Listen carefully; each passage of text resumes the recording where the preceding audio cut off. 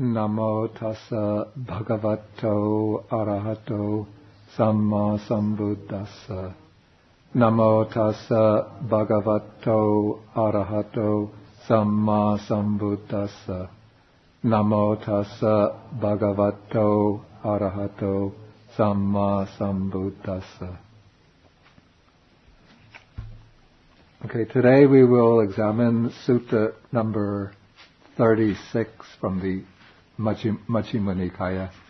This is the Mahasaccaka Sutta.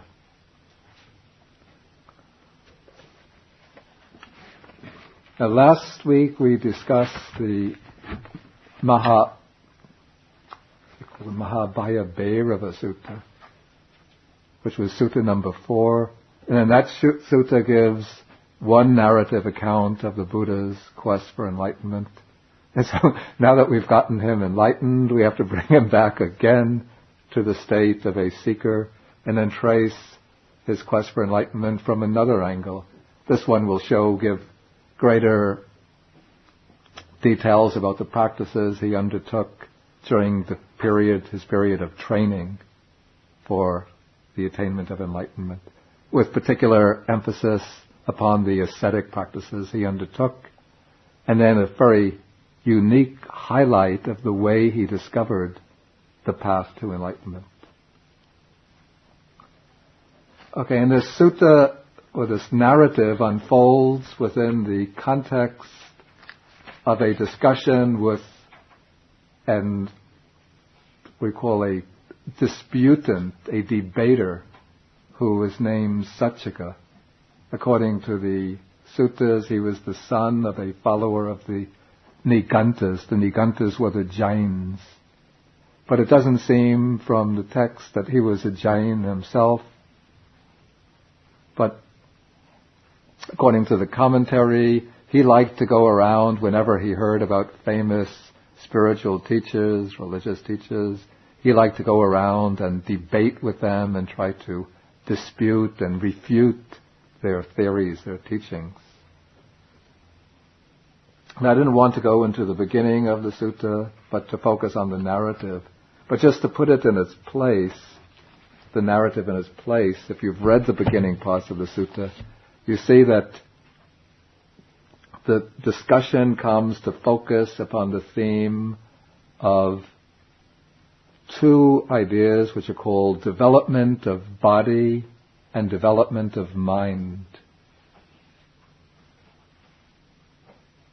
And the way the outside ascetics, the samanas, the shramanas, and the brahmins, the non-Buddhist ascetics, understood the term development of body, or kaya bhavana. They identify this with the undertaking of the ascetic practices, the practice of self-mortification. And as to development of mind, according to the text, when they are asked about development of mind, they don't really have any idea what it means. But then the Buddha goes on to explain how one is undeveloped in body and undeveloped in mind. And he explains one is undeveloped in body when one experiences a pleasant feeling, and then because one has been touched by that pleasant feeling, here I'm in paragraph 8 of the sutta, one lusts after pleasure and continues to lust after pleasure. Well, I'm sorry. Okay. Yeah, this is how one is undeveloped in body. Okay. In that the pleasant feeling contacts one, and when one is touched by that pleasant feeling, then one lusts after it, and one craves for more pleasant feeling. That's being undeveloped in body. And one is undeveloped in mind when painful feeling arises, and the painful feeling invades the mind and persists because the mind is not developed. And so the Buddha, in the Buddha's teaching, development of body means that pleasant feeling affects one experiences pleasant feeling, but it doesn't obsess the mind and persist. And development of mind means that painful feeling, when it affects one, it doesn't obsess the mind and persist. And the commentary to the sutta explains that development of body means the development of insight, vipassana. That is because it's through insight that when pleasant feeling arises, one understands that the pleasant feeling is impermanent, unsatisfactory, insubstantial, and so one doesn't become attached to it. And then the commentary identifies development of mind with the development of samadhi, or concentration. And that is because through development of mind, the painful feeling doesn't invade the mind and remain. So somebody who has developed strong samadhi, when he's affected by strong painful feelings, he's able to withdraw the mind from the painful feeling, painful bodily feeling, and just keep it focused internally so that the painful feeling doesn't overwhelm him. Okay, all of this is in a sense preliminary because it builds up to a point where the ascetic or the disputant named Saccaka raises the question, he poses the question. Well, first he makes a statement to the Buddha saying, I have confidence in Master Gotama thus, this is paragraph 10, Master Gotama is developed in body and developed in mind. Then the Buddha says, he refers to Saccaka by his family name, Agivesana. Surely, Agivesana, your words are offensive and discourteous, but I will answer you. And I have to admit, I don't understand why the Buddha takes those words of Saccaka to be offensive and discourteous. It seems like Saccaka has made a statement extolling the Buddha and praising him. But perhaps all I could think of is that he might have said this with a sarcastic tone. But then the Buddha gives his answer and he says, since I shaved off my hair and beard and put on the yellow robe and went forth from the home life into homelessness, it has not been possible for arisen pleasant feeling to invade my mind and remain, or for arisen painful feeling to invade my mind and remain. And then Saccaka asked the leading question, has there never arisen in Master Gotama a feeling so pleasant it could invade his mind and remain? And has there never arisen in Master Gotama a feeling so painful that it could invade his mind and remain? So these will be like the two main ideas around which the discourse will be woven. The idea of a very powerful, pleasant feeling that might obsess the mind, and a very powerful, painful feeling that might obsess the mind. And the Buddha will give, as the answer to this question of Saccaka, an account of his attainment of enlightenment, or the attainment of his quest for enlightenment, showing how in the course of this quest he experienced both the extremes of painful feeling without being overwhelmed by them, and also the most exalted heights of pleasant feeling without being carried away by them. Okay, now the Buddha begins by saying that here, before my enlightenment, while I was still only an unenlightened bodhisattva, I thought, household life is crowded and dusty, life gone forth. Gone forth means gone forth, leaving behind the home and the household life, is wide open. It is not easy while living in a home to lead the holy life utterly perfect and pure as a polished shell. Suppose I shave off my hair and beard, put on the yellow robe, and go forth from the home life into homelessness. This is a kind of stock passage which occurs many, many times in the suttas. We often find it was spoken of not in relation to the Buddha, but just choosing a young person in general, showing the kind of thoughts that go into his mind and lead that person to the act of renunciation and to the adoption of the life of a monk. And so later, while still young, a black-haired young man endowed with the blessing of youth in the prime of life, and so forth, all the rest is at Sutta number 26, which we already discussed.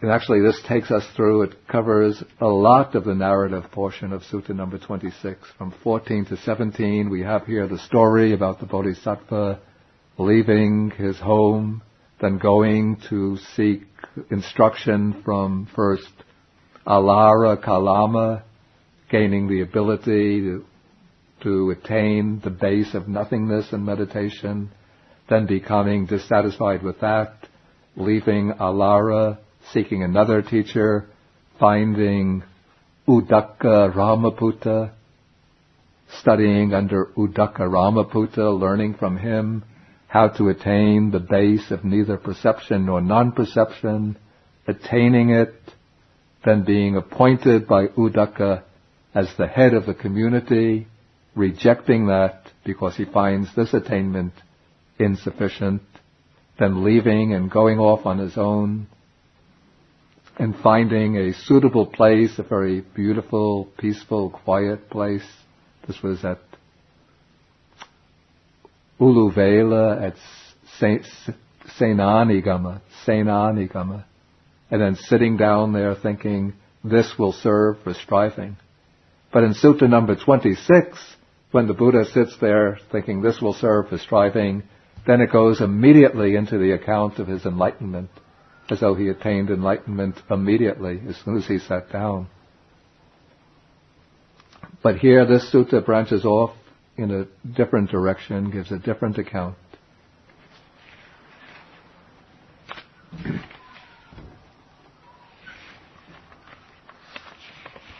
Okay, now according to the text and the sequence that we have here, when the Buddha sat down in order to undertake this striving, 3 similes occurred to him spontaneously, never heard before. He says, suppose there were a wet, sappy piece of wood lying in water, and a man came with an upper fire stick, thinking, I shall light a fire, I shall produce heat. And now for us moderns, the term of this simile might be rather not so easily comprehensible. Because when we want to light a fire, we just take a book of matches and strike the match against the side panel. But in ancient India, they didn't have matches, and even up till modern times, nobody had matches. But when you wanted to make a fire,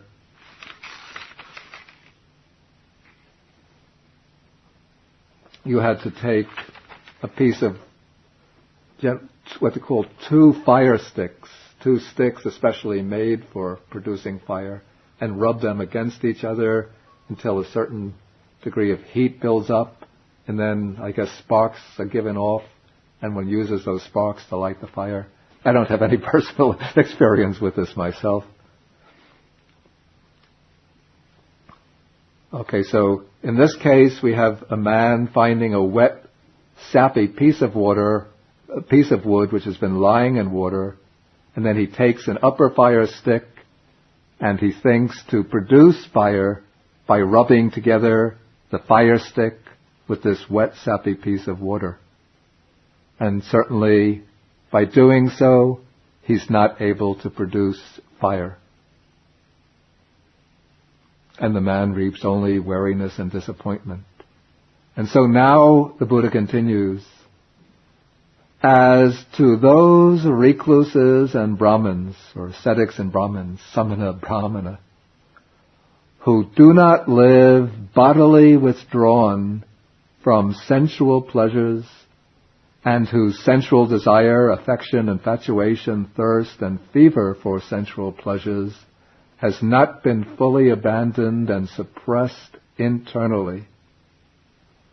Even if those good recluses and Brahmins feel painful, racking, piercing feelings due to exertion, they are incapable of knowledge and vision and supreme enlightenment.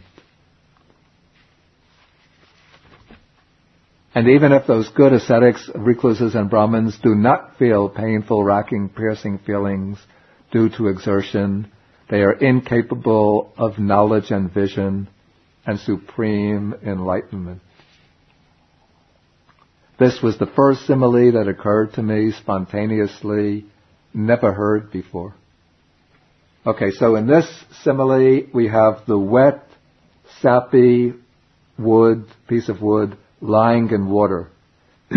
Here, lying in water means or corresponds to an ascetic, a practitioner, still physically enjoying sensual pleasures, but seeking enlightenment while enjoying sensual pleasures. And wet and sappy, the wood being wet and sappy inside, means that within that ascetic sensual desire, what are the terms, affection, infatuation, and so on, have not been overcome internally, have not been at least stilled and silenced and quieted down through the practice of concentration or samadhi. So in this case, if those ascetics undertake the very extreme ascetic practices, they are not capable of gaining supreme enlightenment. And if they don't undertake the ascetic practices, they're still not capable of attaining supreme enlightenment. So we could say that in their case, the two obstacles to attaining enlightenment are, one, being involved physically in the enjoyment of the sensual pleasures, and internally not suppressing or stilling sensual desire through the practice of samadhi. And in that case, the ascetic practices will be completely useless or futile, not capable of leading to enlightenment. Okay, now, simile 2. Does the book that everybody have read exactly the same as I've been reading it?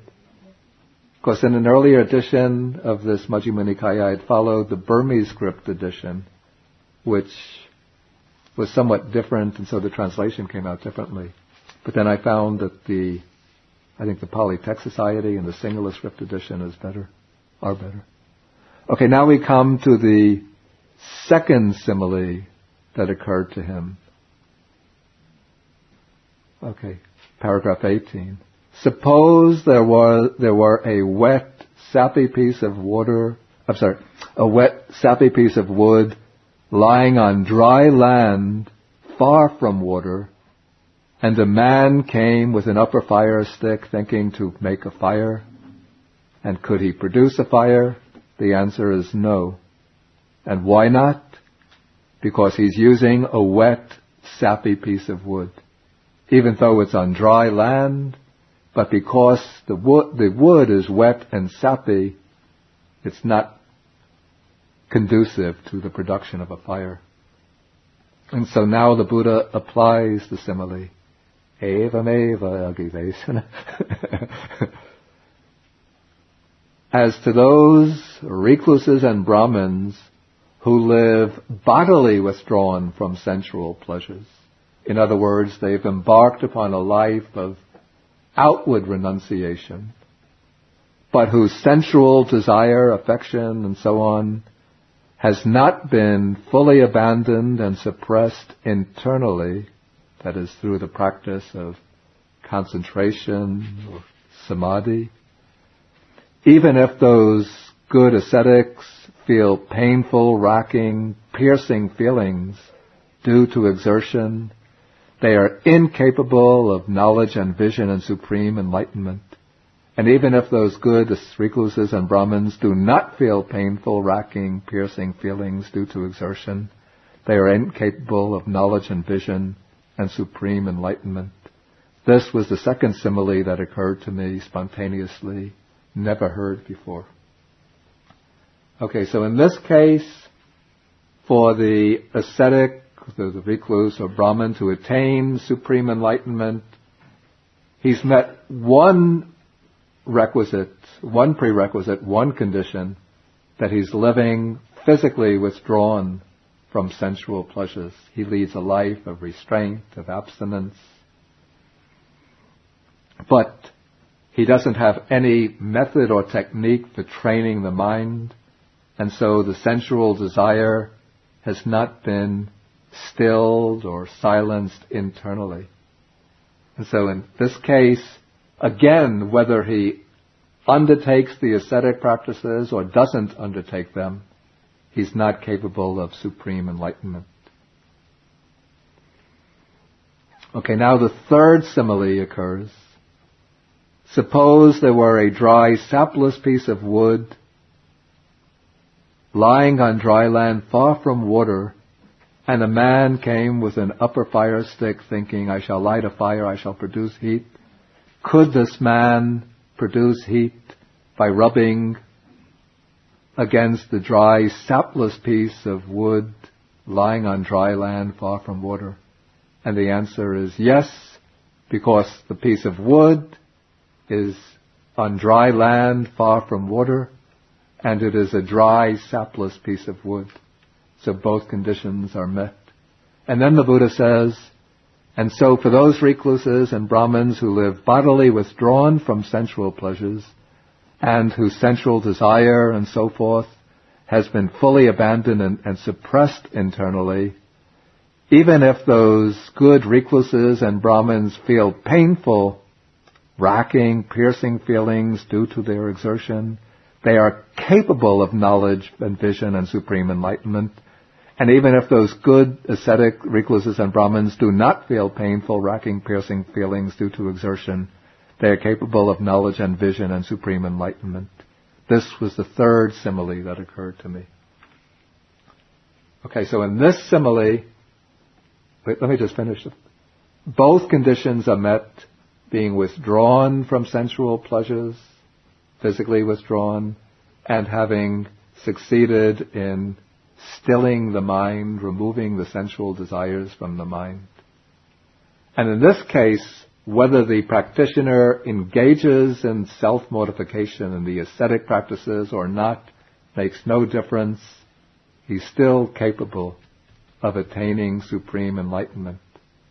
And so from all three similes, the obvious conclusion follows that the ascetic practices, whether one undertakes them or not, makes no difference to one's ability to attain enlightenment. What is necessary, according to the Bodhisattva's conclusion at this point, is physical withdrawal from sense pleasures and the removal of the mind from its attachment to sensual pleasures. Okay, you had a question? Yeah. Here it says, abandoning desire leads to knowledge and vision. I thought it was supposed to be the other way around, that when you have insight, that leads to the abandoning of desire. And there's actually different ways in which the abandoning takes place. What is meant here is the withdrawal of the mind from its involvement with sensual desires through the attainment of deep concentration, which will serve as the basis for insight to arise. And it's when the insight arises that it cuts off the deep underlying tendency or disposition towards sensual craving. Okay, so it's withdrawing versus uprooting. Right, that's a good word, uprooting. It's uprooting that takes place through insight or through the maturation of wisdom. But here, what is called, it's a kind of temporary abandoning through the cultivation of concentration. In the commentaries, they develop a distinction. They call one is called The cutting off is samucceda bahana.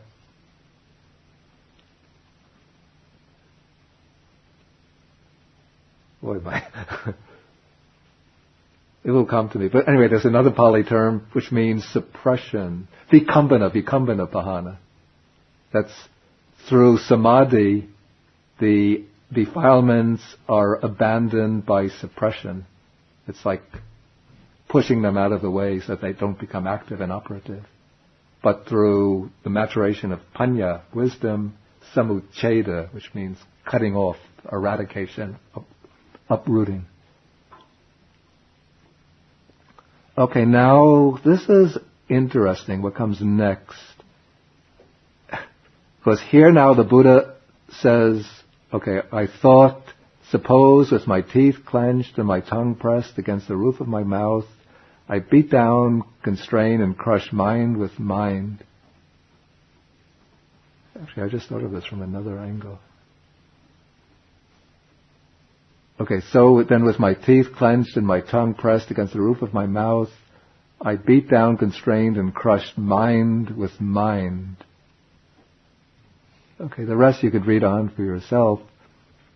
I don't have to explain this in detail. What struck me as rather strange, and which makes me suspect that the sequence in this sutta has gotten jumbled in the course of transmission, because the conclusions that the Bodhisattva has just come to about the uselessness of ascetic practices for the attainment of enlightenment should be the kind of conclusion that he comes to after he has undertaken all the ascetic practices and then sees that they're useless. And then he should think, okay, since the ascetic practices are useless, then I have to find some other way to enlightenment. Well, is it possible that when he says these similes occurred to him, is it possible he's saying they're occurring to him right now in his conversation? No. He's indicating that the similes occurred to him. The text definitely uses a past tense here, and it gives the impression that the similes occurred to him while he sat there striving. And even the commentary accepts it in that sense, and it gives, I have to say, an unconvincing explanation why the Bodhisattva undertook the ascetic practices after coming to the conclusion that they're useless. I give the commentary explanation in note 387. That's on page 1229.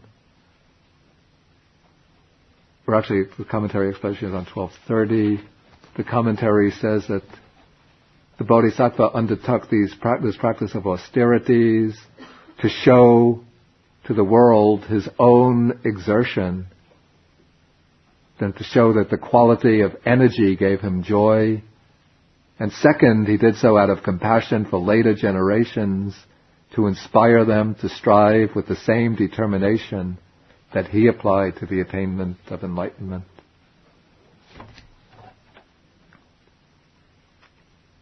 But I've tried to reassemble the pieces of the sutta into a somewhat different structure. And there are also some other portions of the sutta which seem to be out of proper sequence. I'll come to those later. Okay, and so now with paragraph 20, the Bodhisattva undertakes this kind of very painful type of austere meditation practice, clenching the teeth, pressing the tongue against the roof of the mouth, and trying to crush his mind with the mind. And then here the key phrase is towards the end of the paragraph. Although tireless energy was aroused in me and unremitting mindfulness was established, my body was overwrought and uncalm because I was exhausted by the painful striving. But such painful feeling that arose in me did not invade my mind and remain. This goes back to the question of the ascetic Saccaka, whether the Buddha had ever experienced such terrible, painful feelings. Okay, then the Buddha goes on to describe the other types of meditation he practiced. Next comes something called the breathingless or the non-breathing meditation, where he stops his breath. Then there comes a loud sound of winds from his ear holes, and then he experiences terrible pain, but again his energy is aroused, his mindfulness is established, but the painful feeling doesn't overpower his mind. Then he carries this non-breathing meditation further, step by step, and then there comes similes to illustrate the severity, the extremity of the pain that he's experiencing.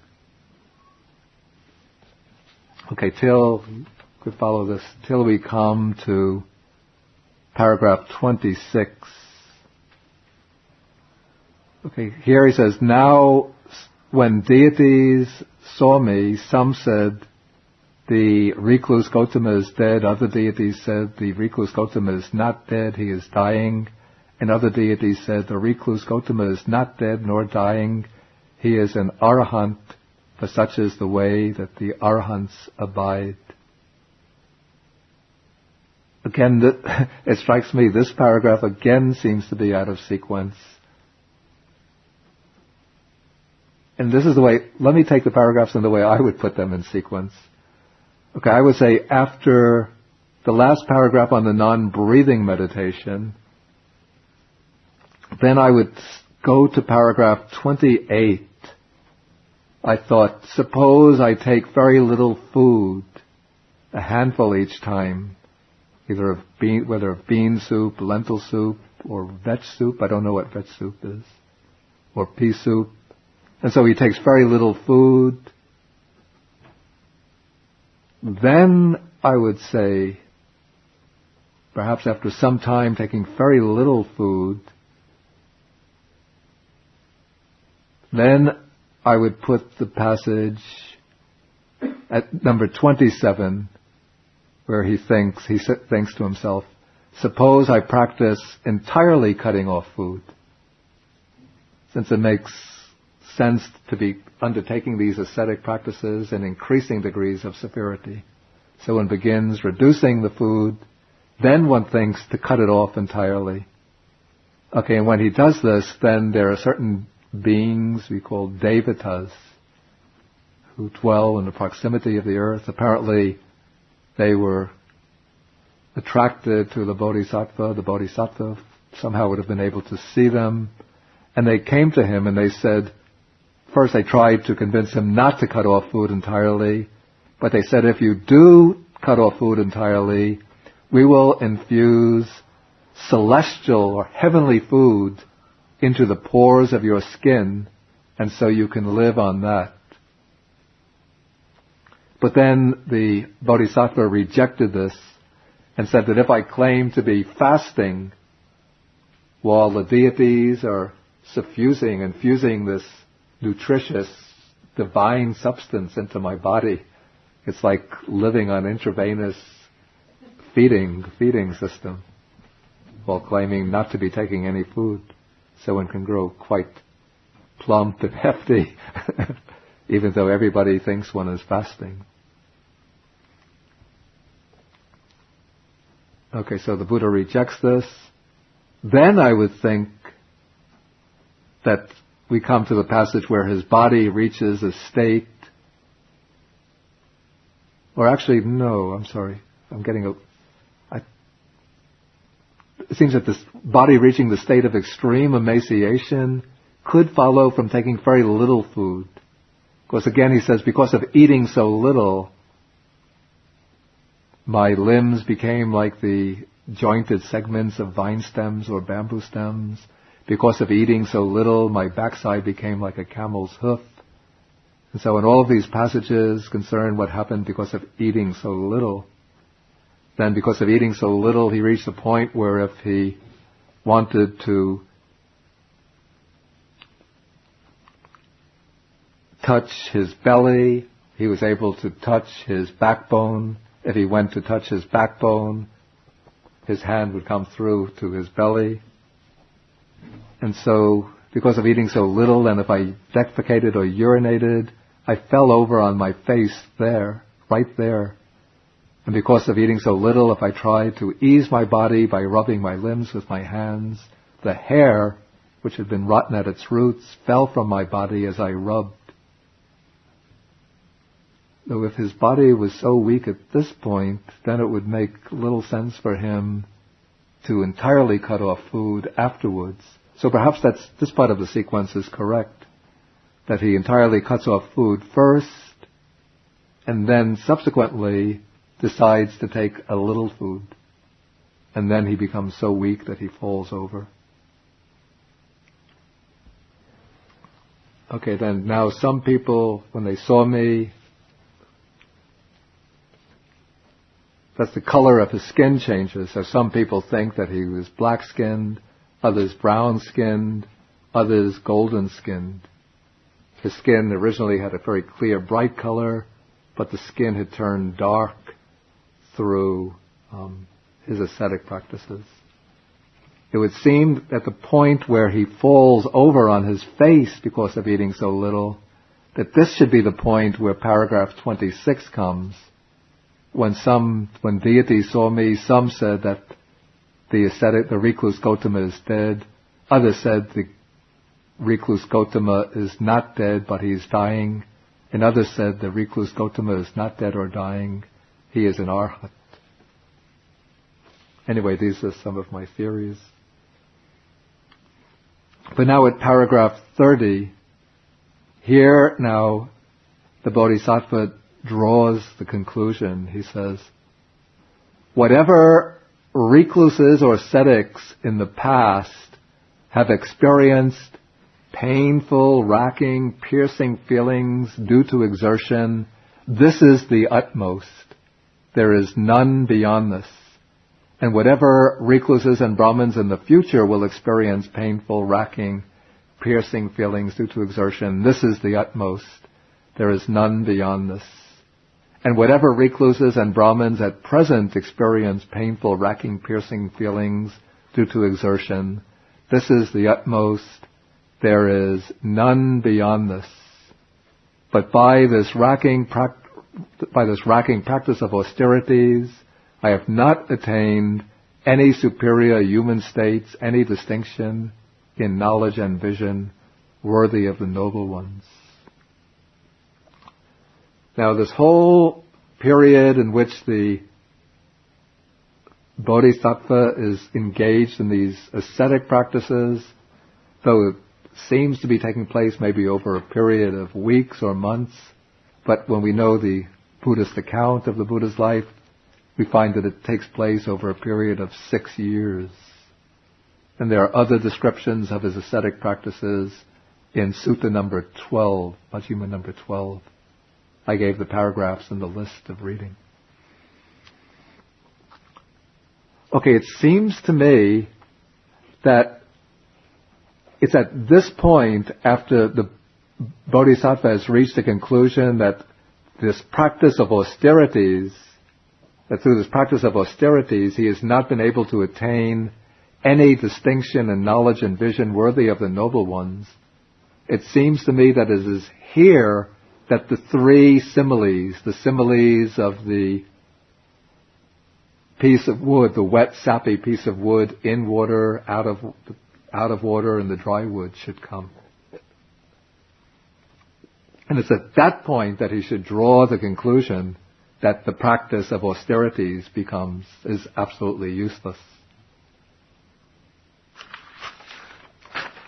And then he poses to himself the question, could there be another path to enlightenment?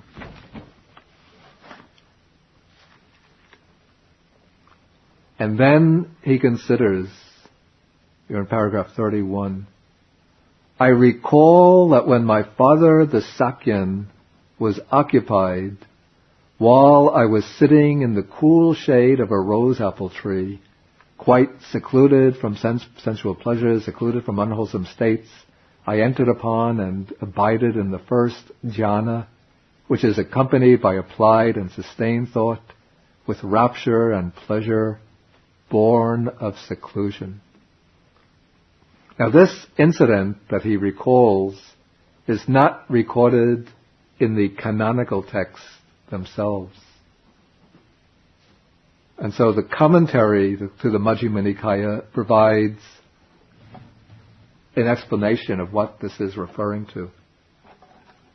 It explains that when the Bodhisattva was a child, I believe, I don't remember the age that it gives, but he was still very, very little child, perhaps even an infant.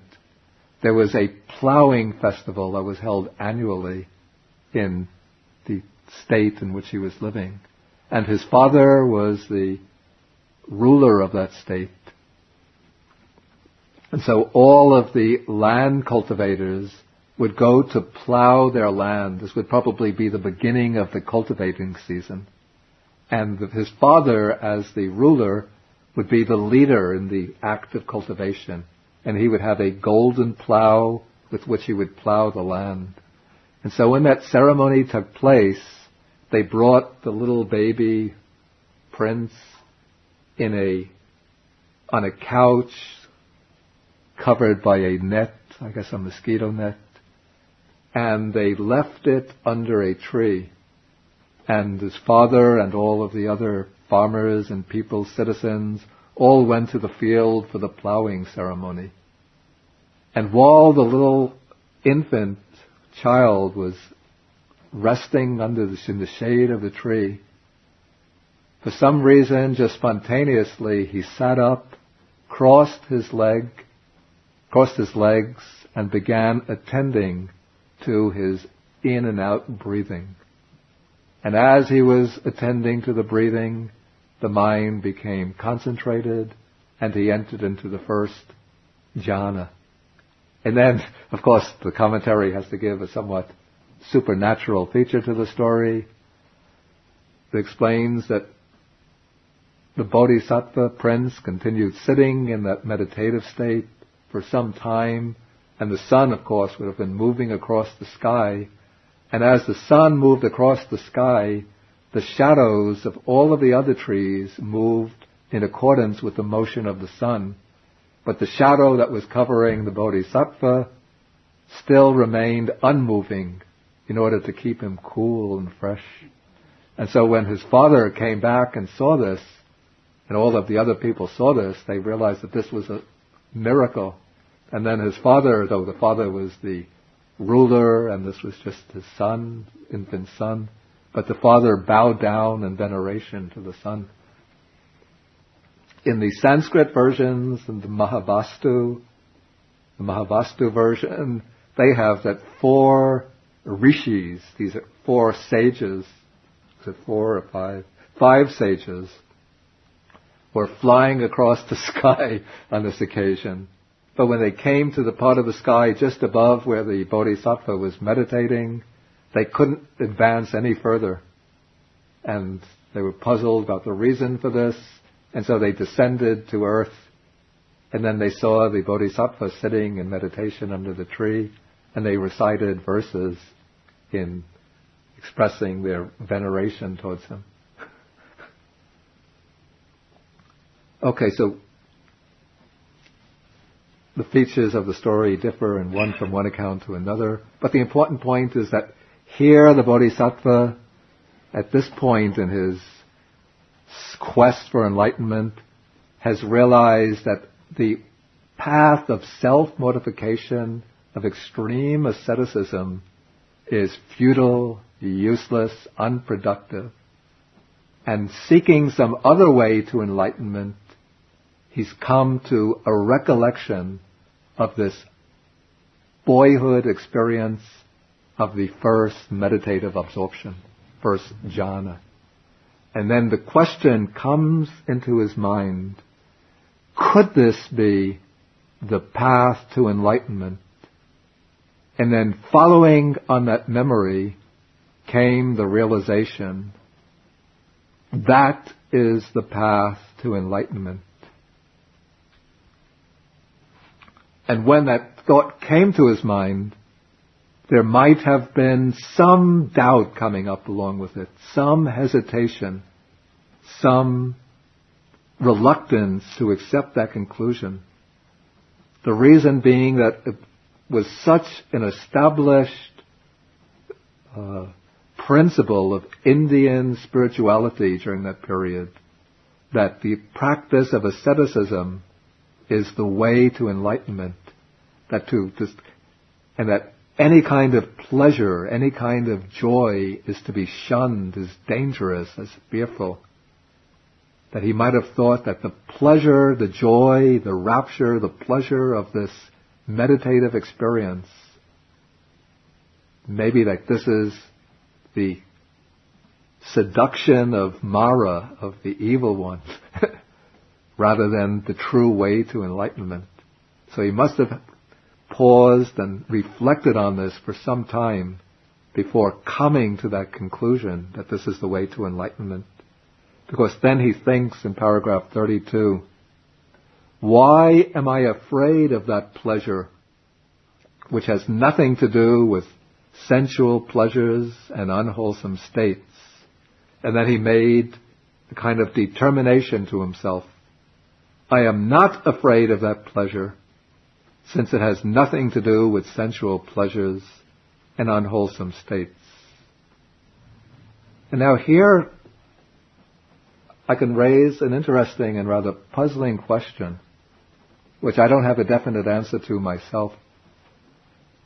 When the Bodhisattva was practicing with training under his first two meditation teachers, Alara and Uddaka Ramaputta, he learned the practice for attaining the base of nothingness and the base of neither perception nor non-perception. Now these are, we call, formless meditative absorptions, the arupa jhanas. And in the traditional account of the Buddhist meditative training, to get to one meditative absorption, one has to go through the lower ones. And so, to get to the third formless attainment, it would seem, one would have to learn first the first jhana, master that, then master the second jhana, third jhana, fourth jhana, then go to the base of infinite space, base of infinite consciousness, then come to the base of nothingness. And so, it seems, though the texts don't say this, that when the Bodhisattva was training under these first two teachers, he would have learned the jhanas under them as well. But when he has this recollection, or when he's thinking about another way to enlightenment, he doesn't recall the attainment of jhanas under those teachers. But he recalls this boyhood experience of the first jhana only. So the question that comes up, why is this? Anybody have any ideas? He would have been in a very pure state, yeah. Yeah. Yeah. Yeah. You mean, would the memories have remained with him? Yeah. Yeah. Yeah. I don't know whether those memories would have remained with him. I don't know. Yeah. Yeah. Yeah. Yeah. Perhaps, yeah. Any other? I don't have a definite answer, so it's not like I'm trying to test you to see whether you get it right or not. Yeah. I know we're talking about order. So he definitely went and learned from those two before he did the ascetic practice? Oh, definitely so, yeah, yeah. Okay. Yeah. There's still a feeling in that state of nothingness. It's a very, very subtle, very refined, equanimous feeling. It's not pleasant, not painful. Yeah, yeah. Sukhi. Yeah. Yeah. Yeah. Yeah, yeah. Yeah. Yeah. Yeah, actually that's a good point. That's a good point. But it seems when he was studying under the two teachers, Alara and Uddaka, at that point he was not yet doing the really severe, painful ascetic practices. But I get the impression that they were living in quiet communities, devoted to meditation, rather than to the rough, afflictive types of practices that he undertook later. This I don't know. We don't have a rose apple in this country, I guess. It's a very pleasant fruit. I like it. Yeah. A luxury.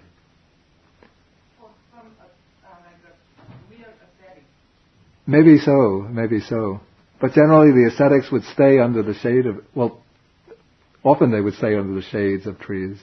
Though some would expose themselves to the heat of the sun during the hot season and the cold of the open air during the cold season.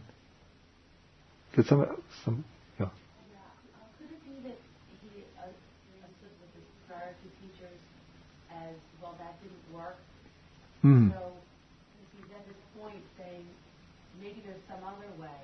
Yeah. That this was the thought that came. Yeah. So there's some other way. Yeah. Didn't I ever get to some sort of level without one of these ways that doesn't work? That's a very good way. That's a very good explanation. Yeah. Let me go and think about this way that yeah. Was there any other point in my life where I reached? That's a very good way of understanding it. I mean, like now, because now he's to discover his own way, whereas he would have learned that. Suppose he did learn the jhanas under those teachers, he would have learned them from a teacher, and so it would show that he was taking something which he was depending upon, that he was depending or relying upon something that he had learned from another teacher. But now he's going to use this jhanic experience as a way of setting off in his own direction and exploring on his own. Did Georgette, did you have your hand? Okay. I have a theory of my own. Do you have that explanation? Oh. Actually, I have two ways of understanding this. It seems that they're both hypothetical.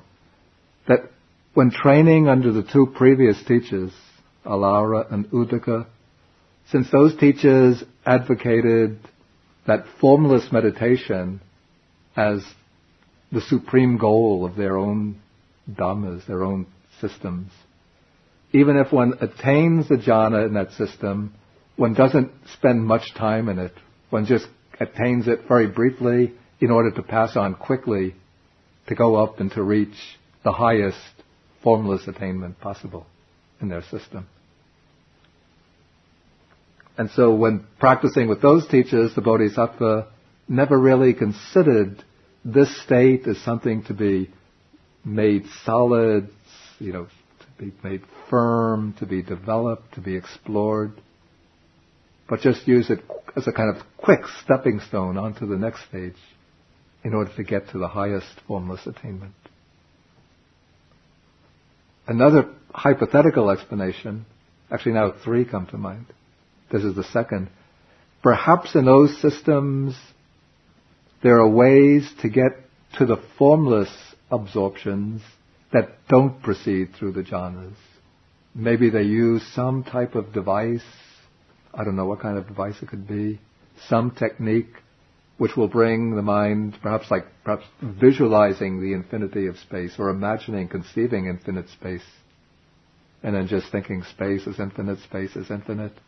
And perhaps those meditators would go directly, once their faculties are strong and mature enough, they'll go directly into the formless attainment without having to pass step by step through the jhanas.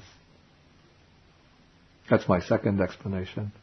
The third explanation relates to this theme of the sutta in which the Buddha is trying to show how he experienced first certain very painful states without being overwhelmed or crushed by them. And so he discusses, there he relates his ascetic practices. And then the other theme is that of how he experienced certain pleasant states without being carried away by them.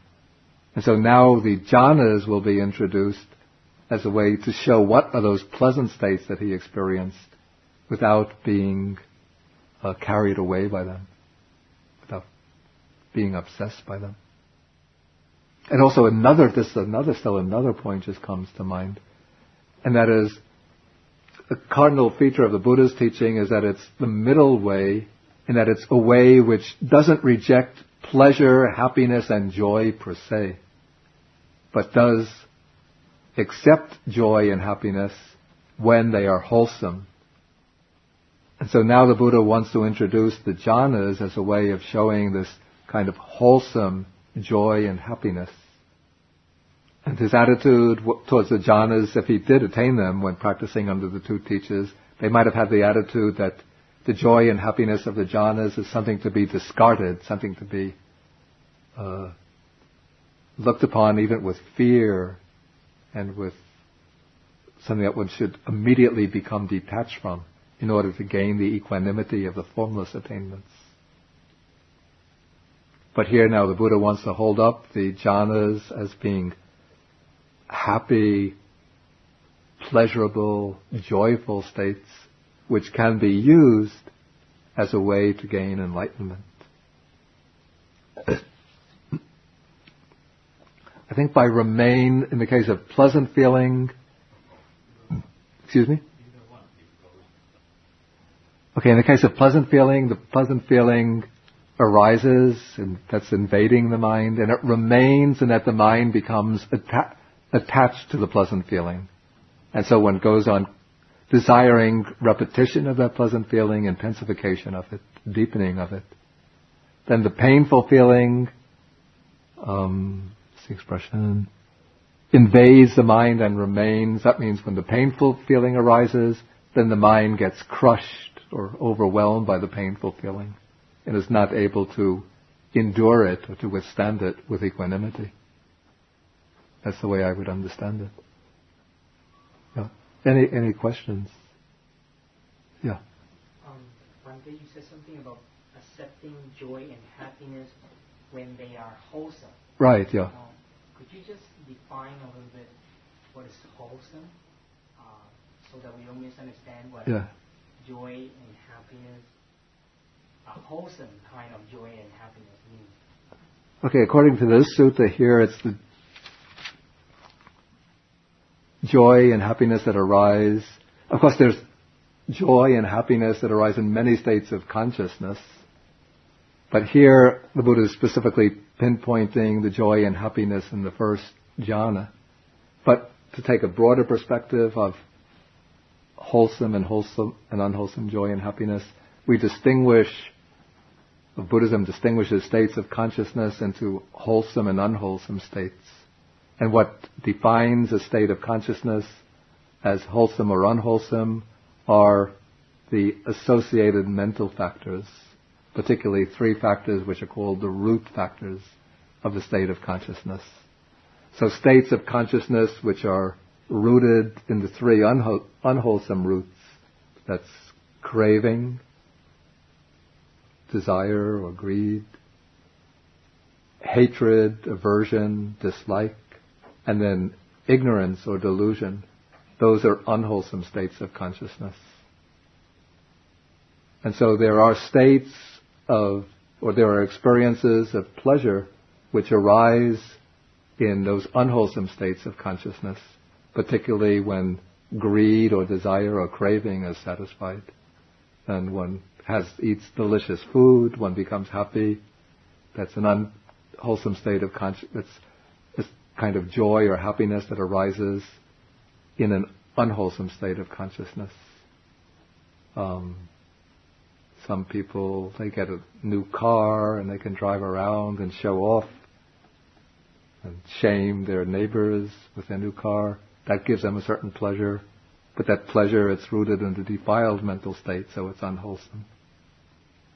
Or one gets revenge on an enemy and one feels some gratification for doing so, as we see in the world when particularly Israelis and Palestinians destroy members of each other's communities, and they feel happy.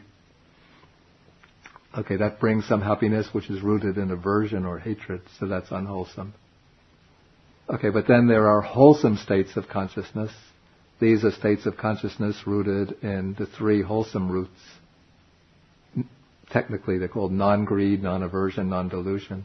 But non-greed means generosity or detachment.